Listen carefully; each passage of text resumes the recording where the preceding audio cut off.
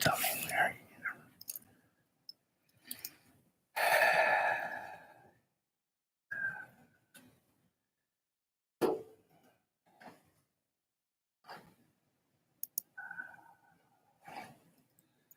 Nancy.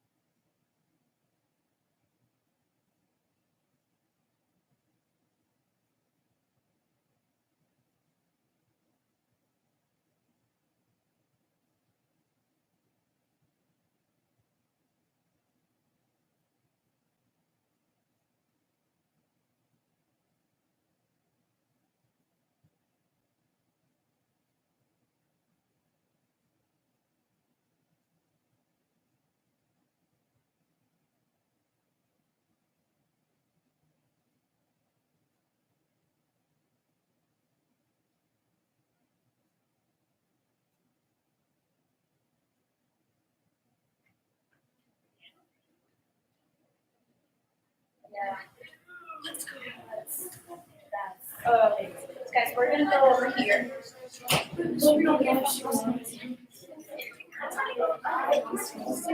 Guys, my class right here in this section.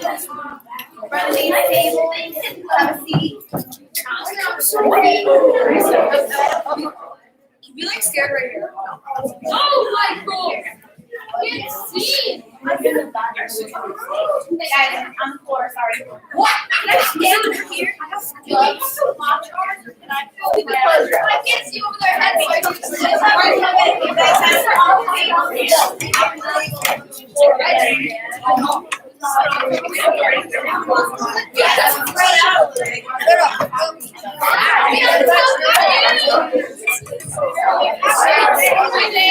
Guys, no, up here. Up here. I didn't know that. The floor is so uncomfortable. Sit right here.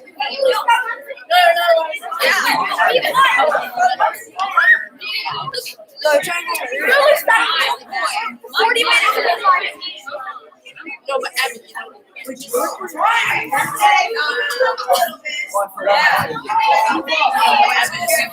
Jordan has it. I can barely even see because of the eye. I don't care. You can't just sit. Can somebody move this?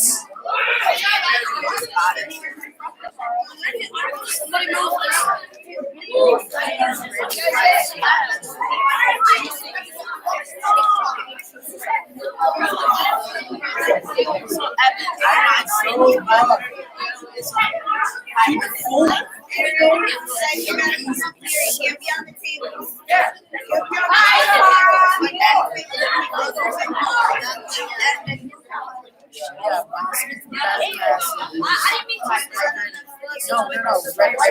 No.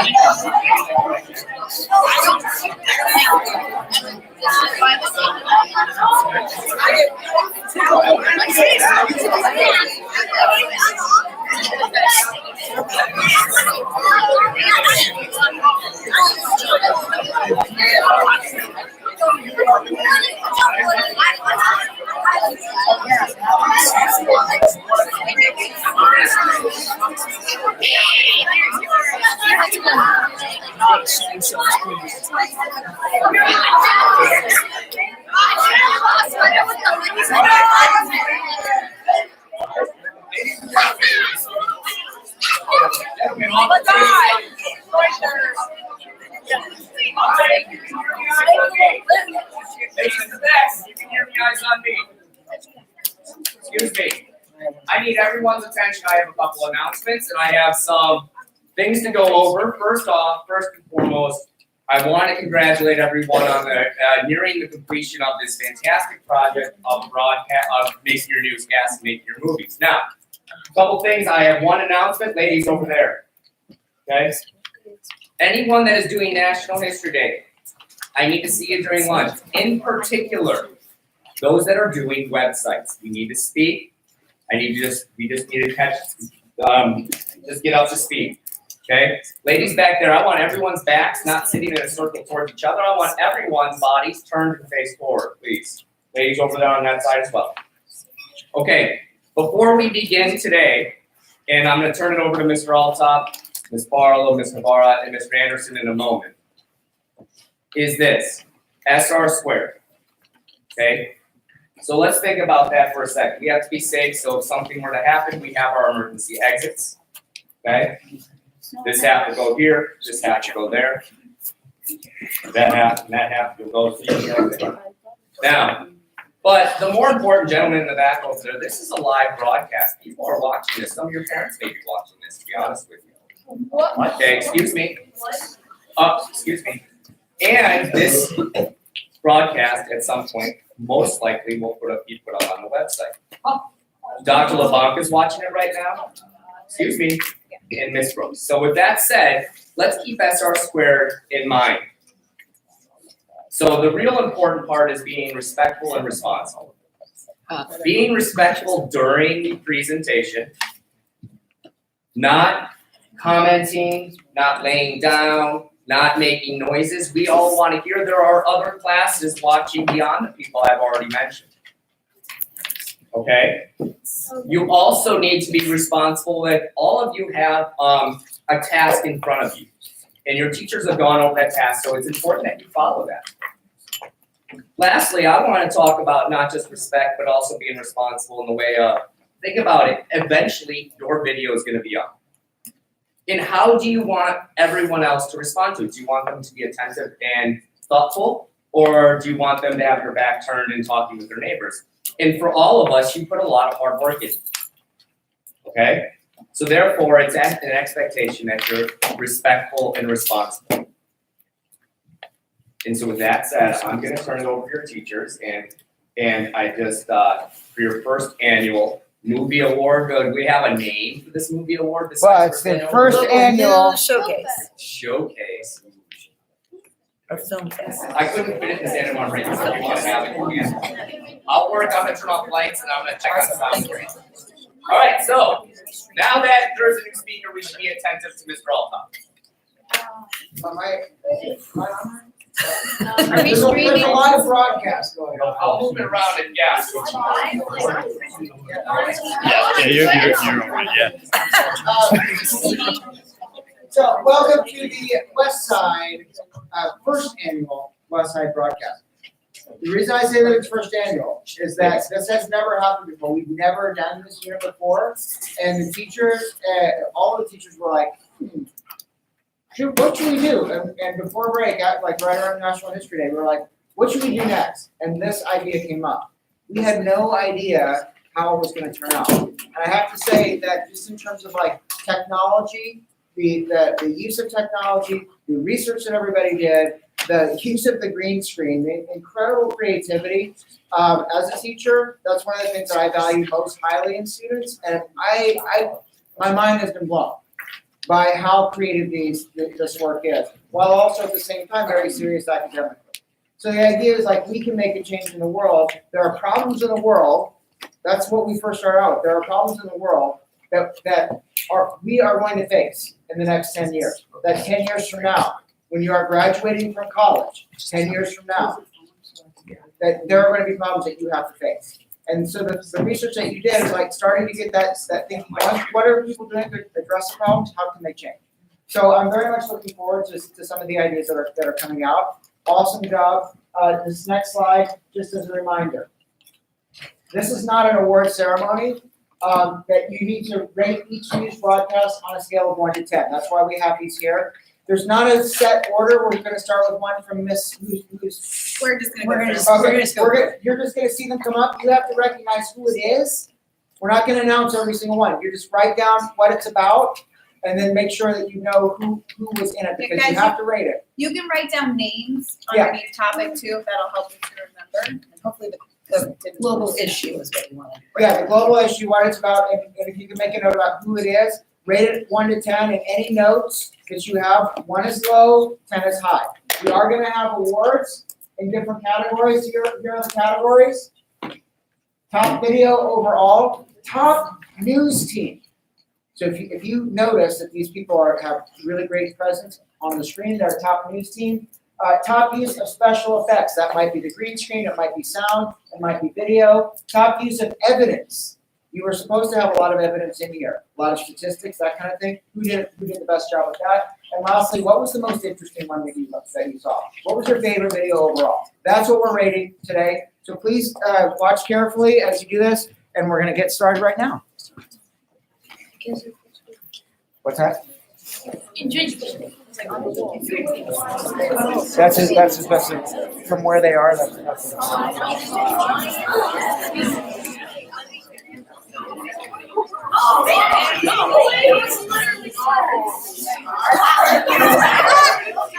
Oh, guys, we're quiet, we're silent.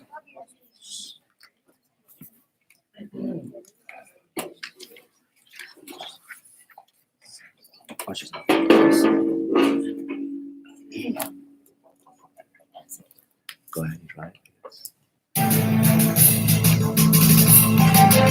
Hello and welcome to Reporters News. I'm Minnie Francis and I will be telling you about the issue of alcohol. Alcohol has become a major issue for the Bahamas, not only for the people but for the animals. Stick around to hear some more and some notes from Dr. Brad Paisley. Alcohol has become a huge issue in the Bahamas. The Bahamas is located south of Florida and north of Cuba. It is its own country and very tropical. On a normal summer day, the temperature is about 89 degrees Fahrenheit. Pigs are dying, and it is because they are becoming drunk. Their owners are feeding them the alcohol, and then they are drowning and eating sand, which is killing them. And apparently 15% of the Bahamas is drunk. Now here are some notes from Dr. Brad Paisley. That were sent from Dr. Brad Paisley. Too much alcohol can make you very sick.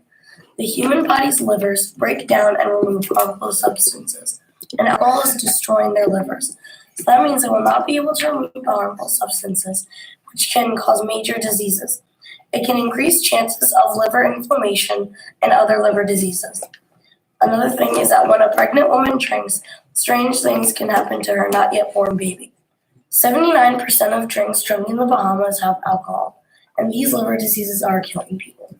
Nothing in the Bahamas is being done to help enforce the laws on drinking, so we need people like you to help them.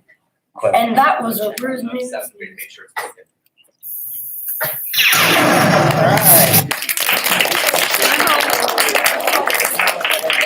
All right, you guys take time to do that right now, Take a quick minute, take some notes. as we're queuing up the next one. Ladies and gentlemen, you're not talking. You're doing this on your own while you're watching. Cameron, do you have a question? Go quickly. Nice and silent. This is your own perspective. I don't have the sent it out. We can ask him. Okay.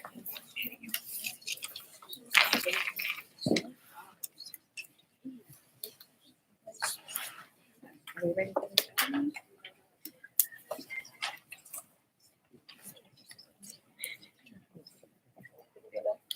All right, next up. Welcome, viewers of MCG. I hope you're having a wonderful day. My name is Jason Walpa, and today we will talk about the global issue of gang violence in Long Island. Let's go to our gang violence specialist, Jeremy Matsui. Jeremy here. Hope you're having a great day. We've just heard that violent gangs are coming and are in the U.S. They're making our state suffer with all kinds of violence, and they're doing it all over the country, specifically in Long Island, New York. There have been victims and family members that are suffering. There is more than one gang that has been doing these horrible crimes to people and states. The biggest that are attacking the U.S.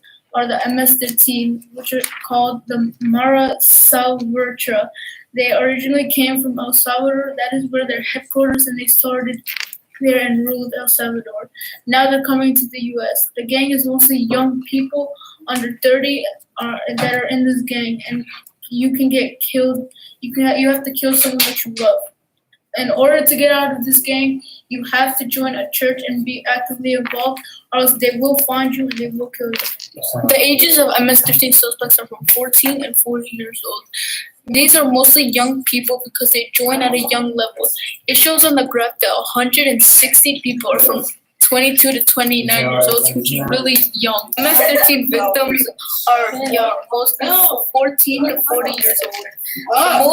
Most victims that have died are from 14 to 17 years old. Approximately is 28. The cause of the MS-13 gang violence is that they want to sell the most drugs illegal immigration, robbery, arms trafficking, and more. This is the field of Long Island where the enlisted gang members are in, and this is the house specifically. This is the police station. Cops are special for catching gangs because they are experienced with catching them. The reason they are trying is because there are no people coming up to them because they are afraid that they will get deported. You're under arrest for.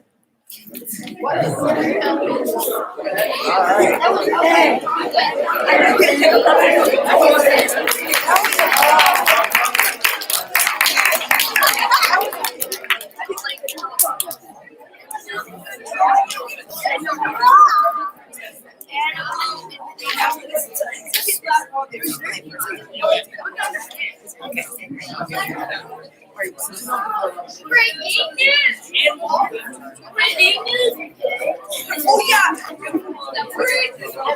Yes and no. Some of mine are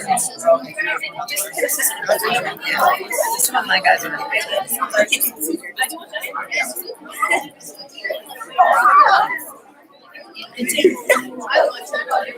right, guys. Here we go. That's live.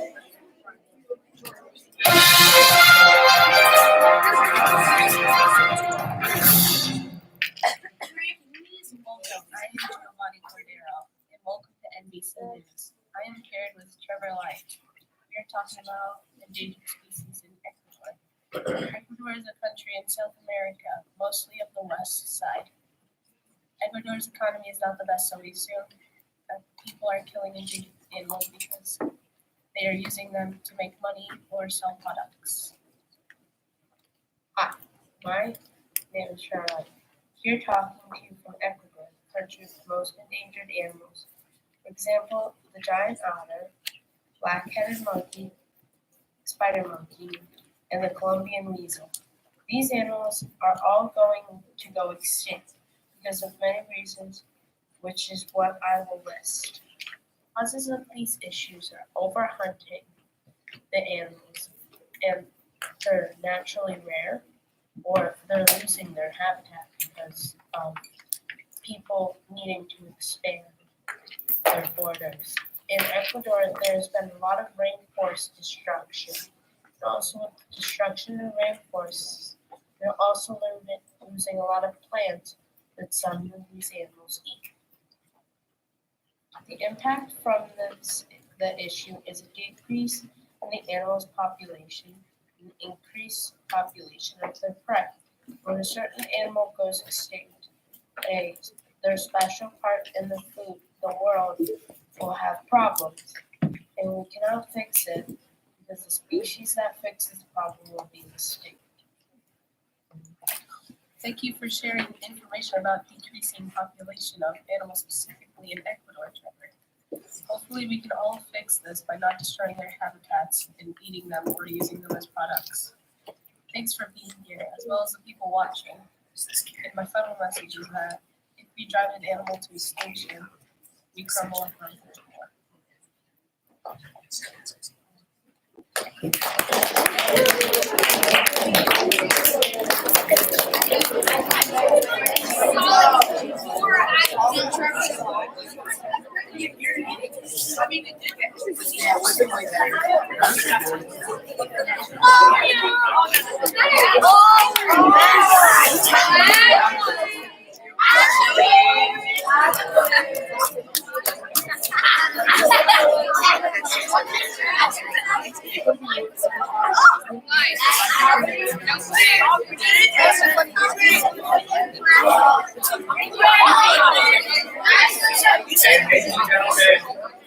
Ladies and gentlemen, it's okay that we have quiet conversation. However, do remember that this is live streamed, and this is just like anything in the media center or media in the real world, is there are technical difficulties. And so therefore we have to be respectful. People on the other end are watching this. And so therefore when it gets noisy. So be considerate. Again, SR squared, be considerate while they're uploading. Oh,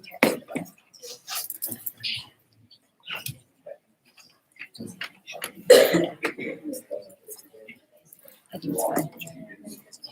I think it has to. Yeah. All right, here we go.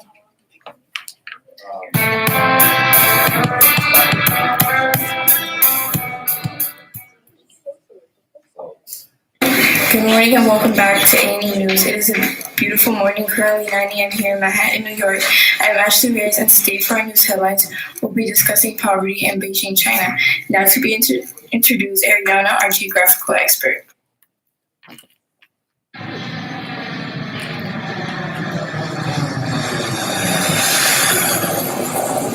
Hi, my name is Erin Rivera, and I'm the Information and Geographical Expert. First off, I am here in Beijing, China. Beijing, China is a first-tier city. There are many third-tier cities in China. Third-tier cities' poverty rate average is 17.1%, which third-tier cities often have little infrastructure in a setting that makes it easier for Chinese residents to fall under the poverty line. This is a big problem because many people don't get enough food and water to survive. Kids wouldn't even have education because of the poverty all around them and the lack of money. The population in China in 2017 was around 22 million. The goal is to keep the population under 23 million until 2020. Because China has such a large population, officials are worried about population sizes in major cities.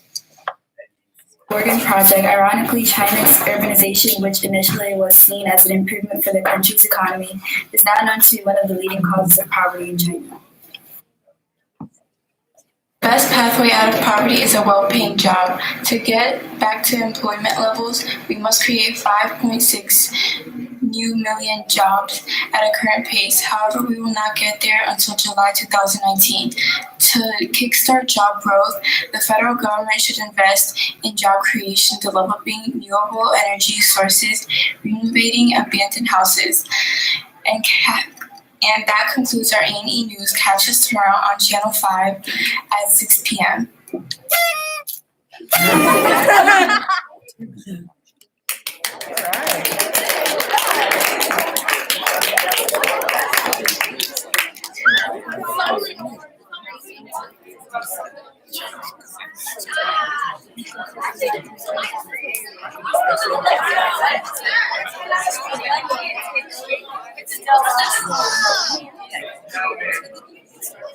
I really like what I see over here. You know what? This group over here, you guys have been really quiet. You guys are being respectful. I see that you're talking, but you're doing it in a manner which is respectful in these in-betweens. So if we can just adopt that on this side, it would be much appreciated, okay? Thank you. Hello everyone, my name is Della Albert and I'll be talking about China. China is known for being the #1 most depressed country in the world with a population of 1.3 billion people. China hosts 26% of the world's suicides. In fact, 287,000 people in China commit suicide yearly. Although women are more affected by this than men are, women in rural areas are 5 to 4 times more likely to kill themselves than women in urban areas. Now to our expert, Astoria. Is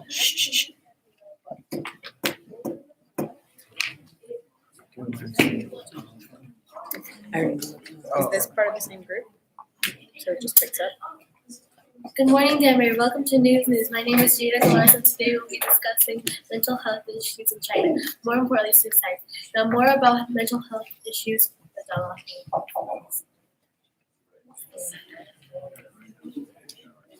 Is this a different group now? There's some. This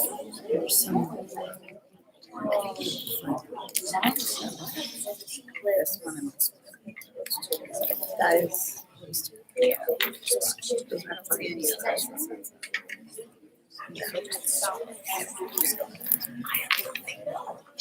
All right, guys. So those two clips together were for that one group, Back to right? MJTV.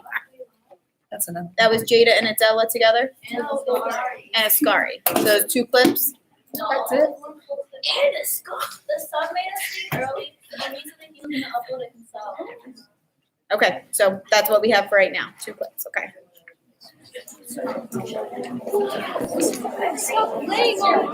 All right, guys. Next group. Welcome back to MJTV. I'm Maria here with your weekly subject of global issues. Today's topic, deportation. The U.S. has been on the news quite a lot lately with this, and it has been mostly due to the new president, Donald J. Trump. Let's go to Joanna for more than. Hello everyone, I am Joanna. Nowadays, many people are getting deported. This is causing some families to be separated. And because of this, many kids are being sent to deportation centers. And Joanna, how many immigrants have been deported so far? Over 50,000 people have been deported. The numbers are still rising. Donald Trump is planning to deport about another 2 to 3 million other people. The money that is going into this is $20 to $25 billion. Money that should be going into Americans' pockets. And Joanna, where are these deportation centers? Are they mostly in the U.S.? Most of these deportation centers are found in Aurora, Colorado, Houston, Texas, Laredo, Texas, Tacoma, Washington, Elizabeth, New Jersey, Queens, New York, and San Diego, California, all of which are in the U.S. Thanks, Joanna. Our crew has heard about the many causes of this issue, and one name keeps popping up: Donald J. Trump, the President of the United States of America. It is stated that he is taking away programs that leave illegal immigrants and refugees vulnerable to deportation. He states, and I quote, "We need strong borders. They're bringing drugs, they're bringing crime, they're rapists, and some, I assume, are good people." Let's take it back to Joanna. The impact of this issue is that many people are getting deported. Many families live in fear of being separated from each other. In 2011, a study showed that 5,100 children were living in foster care systems because their parents are or were deported. In 2013, a study showed that 150,000 children were separated from one or both parents. Maria, care to add anything else?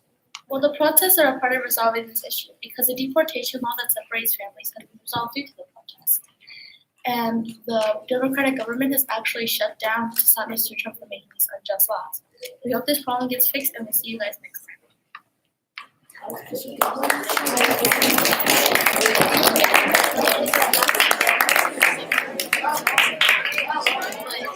Besides that, okay. All right, guys, next group.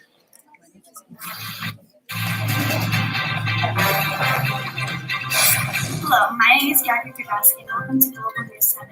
Hopefully you're having a wonderful morning. And today we'll be discussing the issue of global warming that is specifically occurring in Antarctica, where it is mostly affected. Let's go to our global issues reporter and geographical expert, Zahara, to see these issues. Thanks, Gabby. Zahara Wadija here, and we have just been informed on news that Antarctica, especially the Antarctic Peninsula, which caused more than 40 million cubic kilometers of ice sheet loss in Antarctica. In addition to the continental landmass, Antarctica has several large and small islands. Over the past 15 years, the Antarctic Peninsula has been one of the most rapidly warming parts of the planet. It has been established that the Antarctic circumpolar current is warming more rapidly than the global ocean as a whole. And here's our first reporter, Emily Pies. Hello, I'm Emily Pies. I'm here to report to you live in Antarctica. And it is confirmed that other hazardous gases are affecting the animals and other creatures living here. Antarctic species are certainly being impacted by climate when the world average temperatures increases by 2 degrees Celsius. Global warming in Antarctica will thus have a dramatic effect both globally and locally, and perhaps harm some of the world's most beloved species. Now here's a statistics reporter who has traveled all the way to Antarctica. Wow, it's so cool here in Antarctica. I'm here on my Antarctic trip, and as we can see, the ice sheets are melting rapidly. And if the Antarctic ice sheet melted, sea level will rise about 60 meters or 200 feet. Yes, indeed. What are some of the causes of Antarctica melting? Yes, it seems that the cause of this global warming issue is that the temperatures in Antarctica are drastically rising. This is known as the greenhouse effect.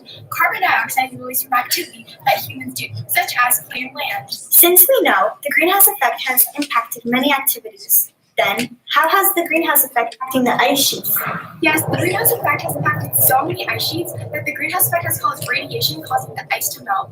Ocean water increases the melting of the Antarctic ice sheets, causing sea level to rise. Here's a sizzling tip that's already being done. Many people are trying to form organizations to help Antarctica species.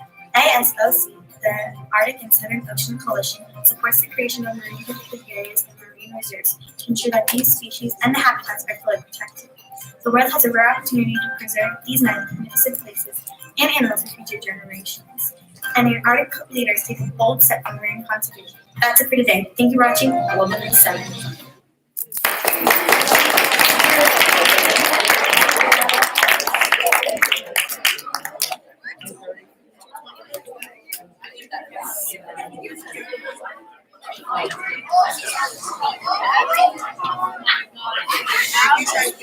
Next up, here we go.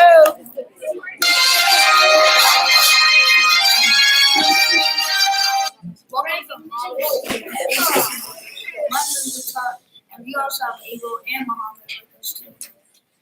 Today we're talking about terrorism and where it occurs.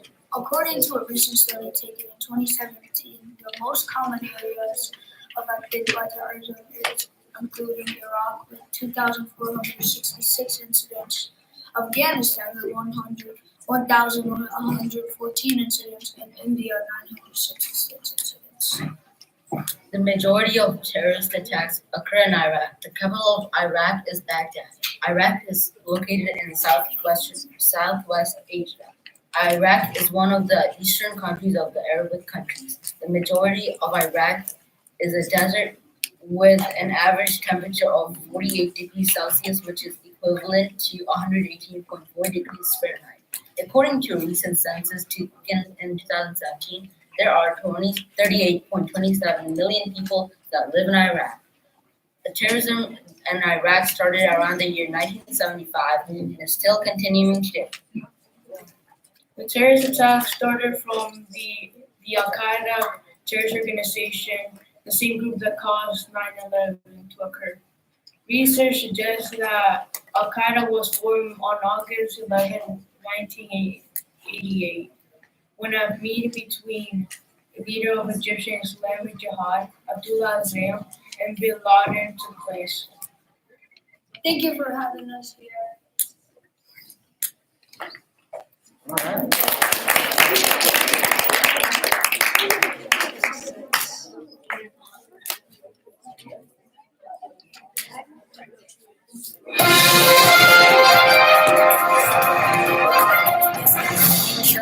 And we bring to you huge news. Lately heard, many countries at the moment suffer the cause of hunger within its country, although Central African Republic remains on the list as the hungriest country in the world. Let's go to our newscaster, Daniela Ingwe. Thank you, Sharon. The location of the Central African Republic is a landlocked country in Central Africa that borders the countries of Cameroon, Chad, Sudan, South Sudan, and the Democratic Republic of the Congo. The geography of the Central African Republic is vast and flat, with scattered hills in the northeast and southwest. The current population of the CAR is 4,825,711, almost with a population of 4.9 million. CAR has suffered from instability, ethnic violence, and conflict since 2012, disrupting food production and displacing thousands. 2.5 million people, more than half of its population, are hungry. Not only that, but average income per person is 40.77 USD as from 2014. Overall, Central African Republic is the biggest place affected by hunger and poverty. To continue, in Central African Republic, the main cause of poverty is the country. For example, war, violence, and bad investments are some of the factors. This would usually cause the country to go into poverty and decline economically, which could cause destruction. The impacts of this issue has caused many kids to die because of malnutrition. According to the article in World Food Program, almost all communities, 94%, have reported not having enough food for the next planting season. This rises the risk of poor harvest. 1.3 million people were living without reliable access to nutritious food. About 500,000 Central African republics have fled to the neighboring countries as refugees. Now, many volunteers have started going to these countries in Central African Republic to help them get out of poverty. Oh my goodness.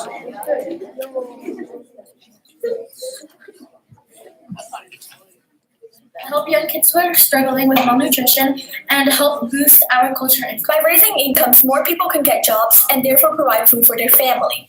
As follows, people in general and special organization groups have donated and provided food for these people.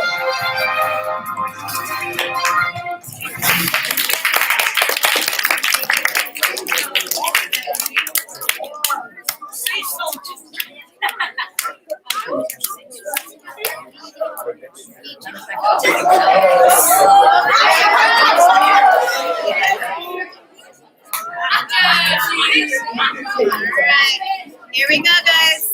Quiet down.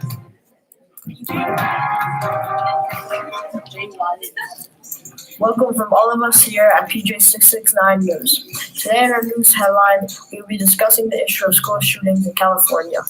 Now Pedro Nascimento to talk more on this issue. Thanks, Jesse DeFons. Hello, everybody. Pedro Nascimento here, kicking off our news headline today. We'll be talking about school shootings in America. The U.S. had the most school shootings than any other major nation since 2009.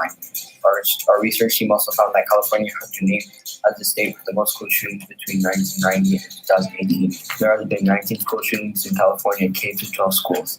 Here at PJ69 News Station, we are determined to find the most valuable information. In total, there has been 19 incidents, 47 injuries, and 16 deaths. Very alarming statistics considering the amount of effort that we should be putting in to the safety and protection of our children. Thanks, Pedro. The great debate over the key causes of school shootings is a never-ending battle.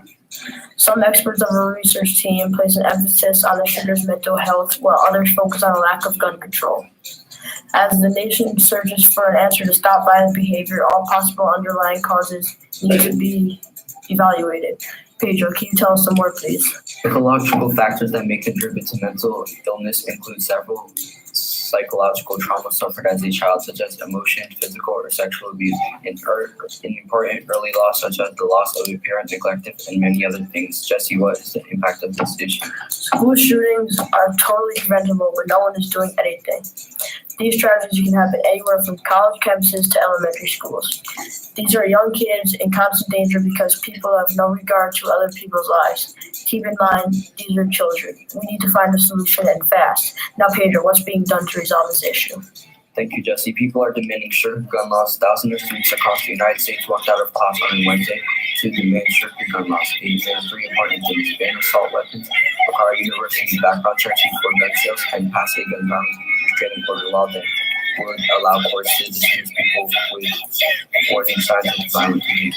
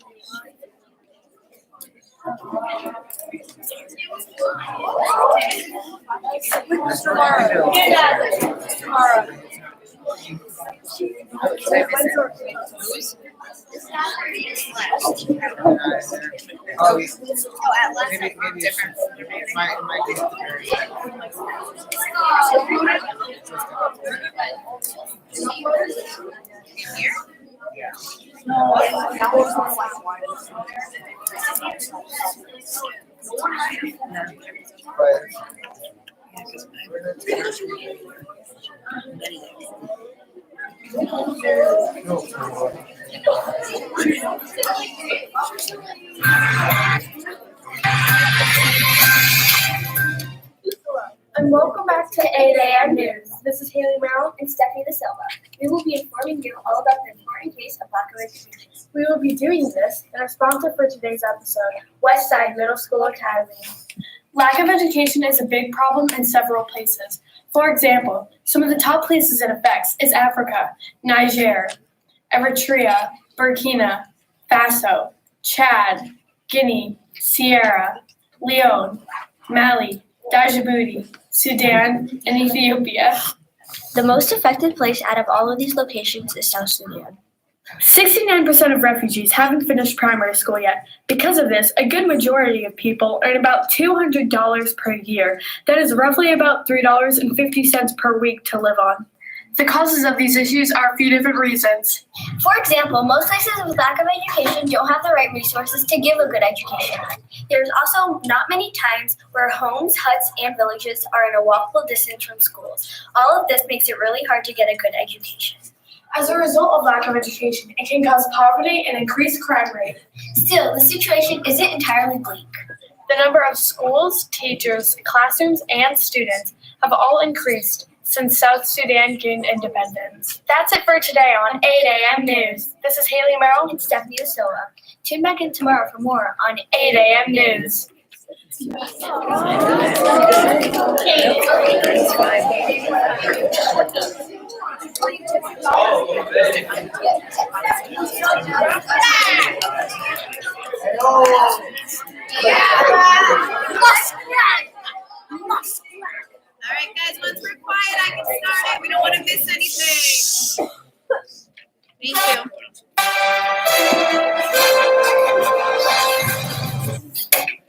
Hey everybody, a warm welcome from all of us at Muskrat News. I'm Matt Morehouse with Kenny Salem, and today we have an interesting topic for you guys, pirates. Kenny, take it away. Nigeria. Poverty, crime, and government corruption are some of the nouns that come to mind when thinking of this country. And there's one more that is less known than just pirates. No, not those pirates.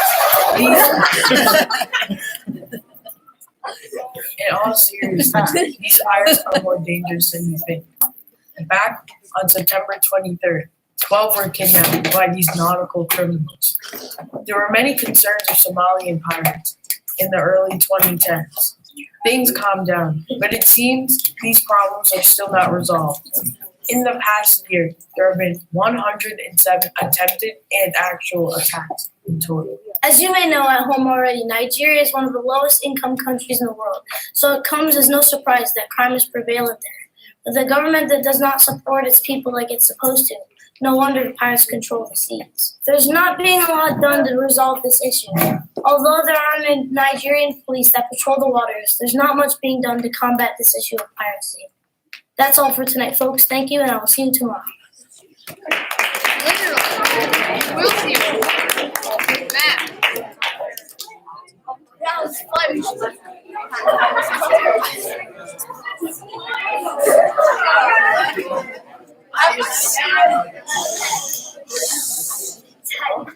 Guys, listen up. It's a little bit low, so you gotta pay attention.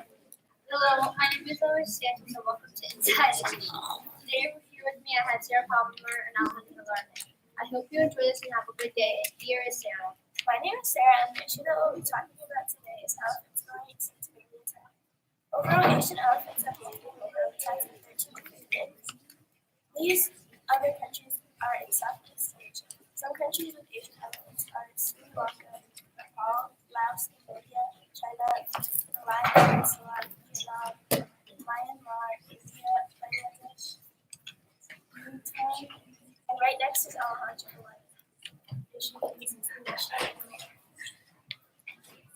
What is being done to resolve this issue are very large measurements, like the people adopting elephants or bringing them to sanctuaries. People can also avoid using the product that contains ivory, which is what elephants are killed for, their ivory tusks. I hope you enjoy this Inside Edition, and I hope to see you at 6 p.m. tomorrow night for more information at Inside Edition. Thank you for watching and see you next time. Peace out. What?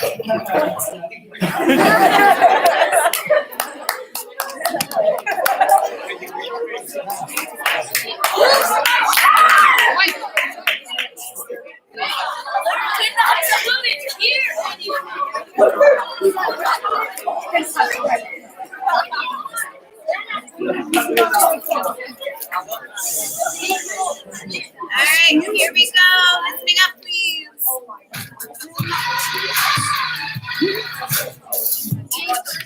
My name is Rachel, and we're back here on Tea Time News. Today we have tea to spill on women's rights in Saudi Arabia. Now let's go to our women's rights specialist. Hello, Dylan. Dylan Henson here, on location in Saudi Arabia. This is for our women's rights desk. We have received intelligence from government officials that women in Saudi Arabia do not have the rights that they are entitled to. As you may know, Saudi Arabia is a country in the Middle East that is home to 32.94 million people. 9,850,218 women make up that population. 75 to 85% of that population practices the Islamic religion. This religion values women as less. And women practicing this religion do not have the rights that they are entitled to. Rachel? Why, thank you, Dylan. Yes, sadly, all these issues are true. As said earlier, 75 to 85% of those in Saudi Arabia practice Islamic culture, which means they value women as less. Which also means they need a male escort of a family member to be by their side all the time to complete such simple tasks such as driving and shopping. Back to you, Dylan. Thanks, Rachel. Women have very little power to make their own decisions, such as what they wear. Women have to wear abayas or the hijab all the time. This is a struggle for them because Saudi Arabia has hot temperatures all year round. Take it away, Rachel. Thank you, Dylan. Then moving on to the driving issue. Women want to stop driving cars without an escort. There was press charges and even some ended up in jail. The government finally changed the law so that women have freedom to drive by themselves in 2018. Dylan? After the September 11, 2001 attack, in which 15 out of 19 hijackers came from Saudi Arabia, they slowly began to change their ways. In 2013, Saudi Arabia had their first female training lawyer, Al Hajjullah, who was also the first female to have an aircraft dispatcher license. Saudi Arabia also had their first actual lawyer in 2013, Bayan Mahmoud Azari.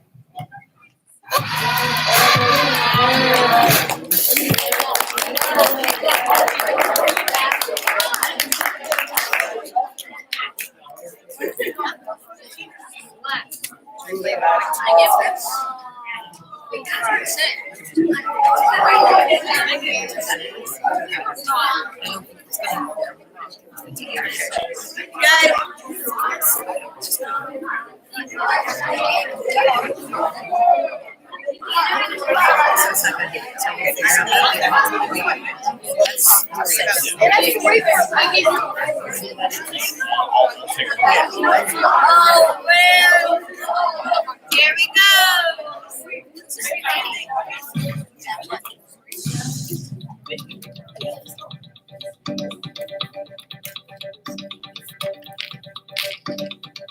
Hi, I am Zachary of the Utah Newscast, here to talk about poverty in Afghanistan. In Afghanistan, life is hot and tiresome, with little money earned every day. Afghanistan is very high, as it has its home, some of the Himalayas running throughout it. As you see here on the map, it is this white area right here is the highest point, which is near the center, and around it, the yellow and red areas are just below that, meaning, as you see from lowest to highest, it looks like an oversized mountain. Now, to Cameron Maloney in an abandoned town to talk about this environment.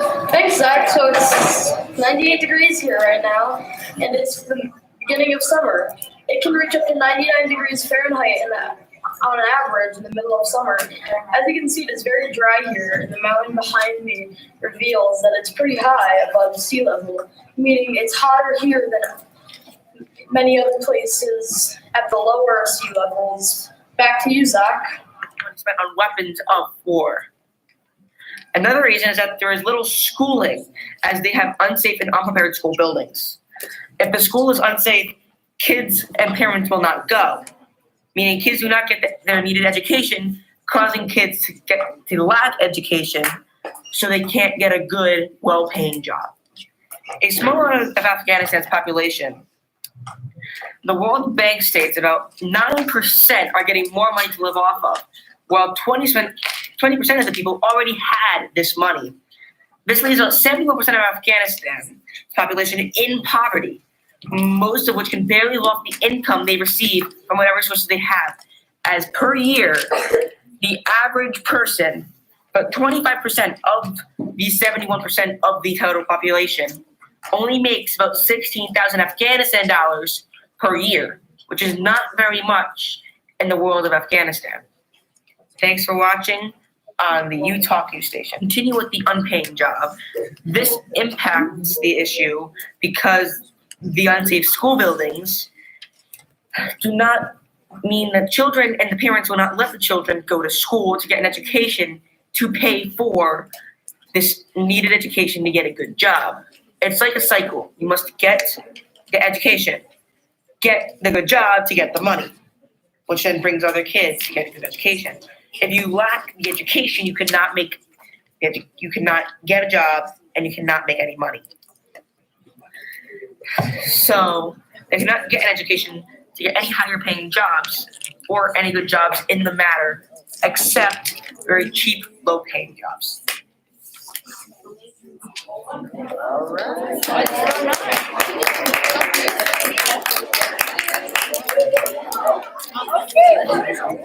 All right, well,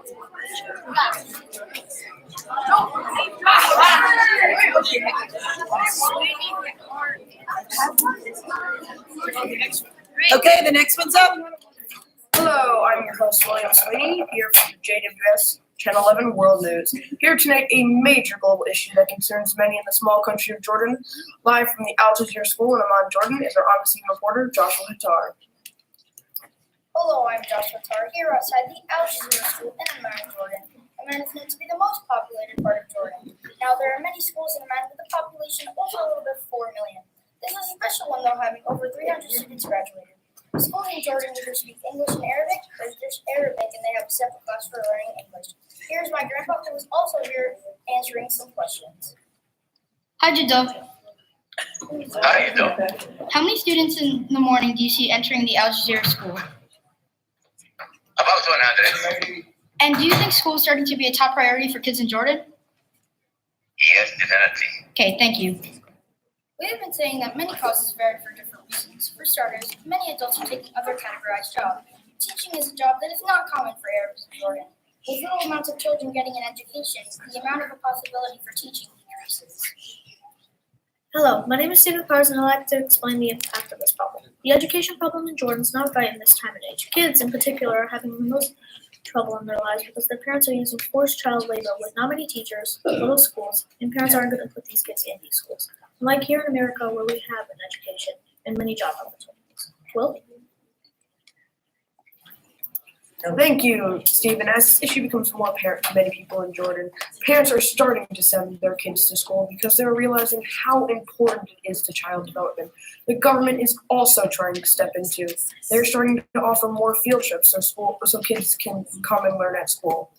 Thank you for tuning in and watching me and the crew on JWS Channel 11 World News. Make sure to tune in at 5 tomorrow. Excuse me.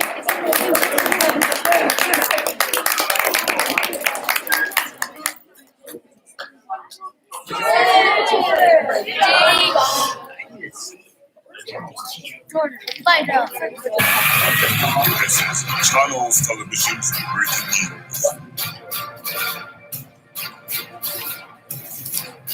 Welcome to the news with Jordan Vito and Isaiah Shelford. Today we'll be talking about a big issue happening all around the United States of America, particularly the East Coast. It has been a big problem for a long time, but it's just come around again, and it's worse than ever. Here's Jordan Vito to talk about it. Thanks, Isaiah. An opioid is a prescription or non-prescription drug used for pain relief.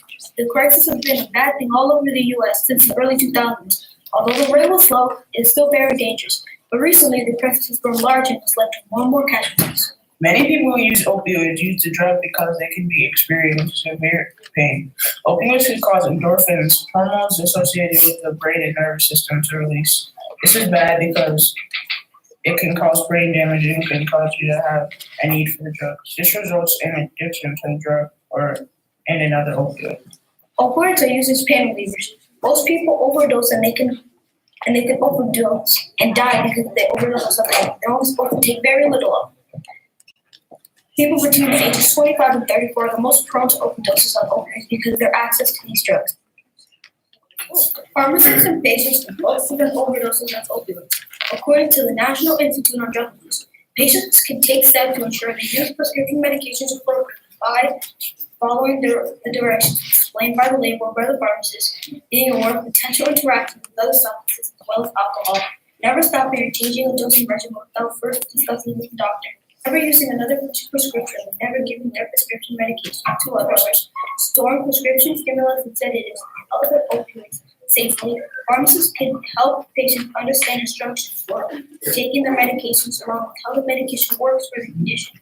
In addition, by being watchful for prescription falsifications or authorizations, pharmacists can serve as the first line of defense and recognize the problematic patterns of prescription drug use.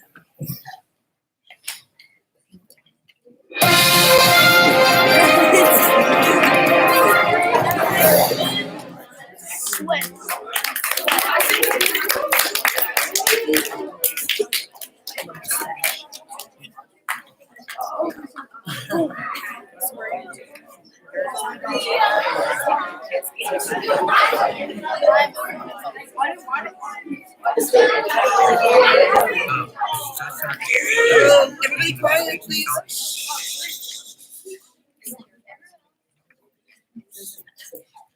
Hello, this is Joseph Rizzi. Welcome to this week's installment of BFF News. During this installment, we will be talking about immigration in the United States. Now to give more information on this issue, here's Wiggles. Hello, Wiggles here. Immigration has the U.S. border with Mexico. This has been happening for about 300 years, and it started in 1619.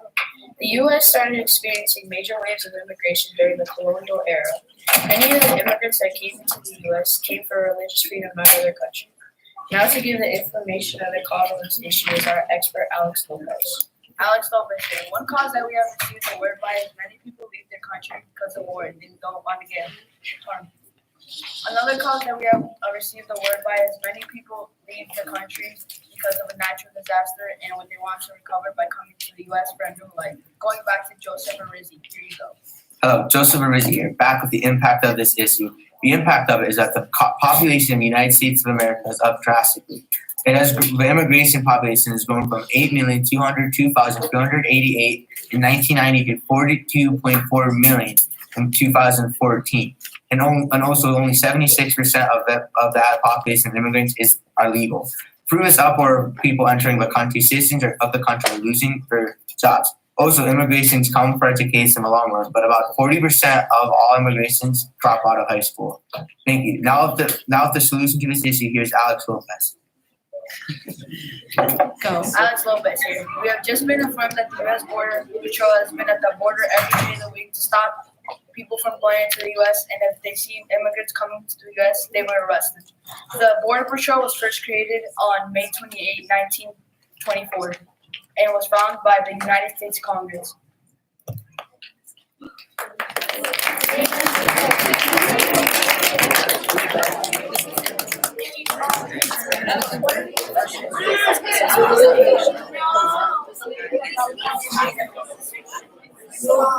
Oh no!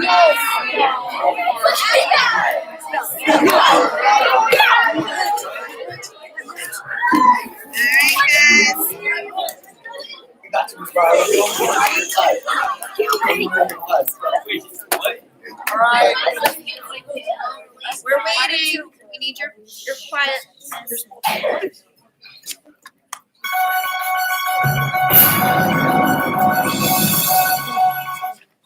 Hi, I'm Jimmy Siska, and welcome to the Siska Global News, where we discuss many global issues right here at this landmark.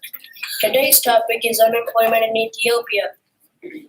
Take it away, Jake. Unemployment has always been hard to deal with, especially in Ethiopia, as 1/3 of their population is undocumented, which has left Ethiopia in devastation many times. Definitely, Jake. In case you guys never knew, this is what they live in. Yep, and we received for the average temperature in Ethiopia is 104 degrees Fahrenheit. Many people claim that Ethiopia lived in jobs, but never did.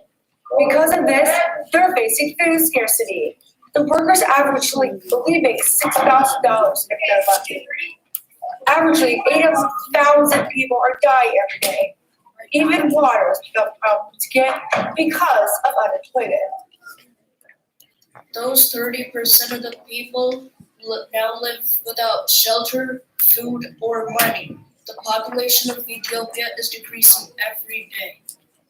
Population is most of the cost of unemployment in Ethiopia. Education is also the problem in Ethiopia because some jobs require it, and since you don't have that much, they can't get the job they want.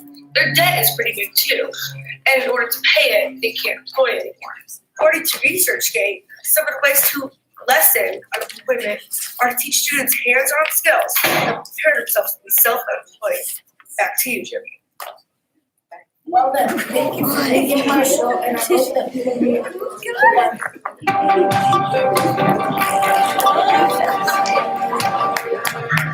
Yeah, it's your boy.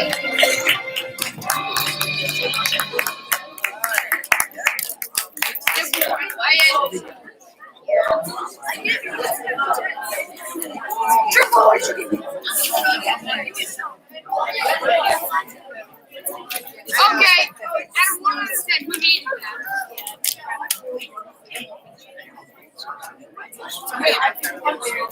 Okay, ladies and gentlemen, listen up.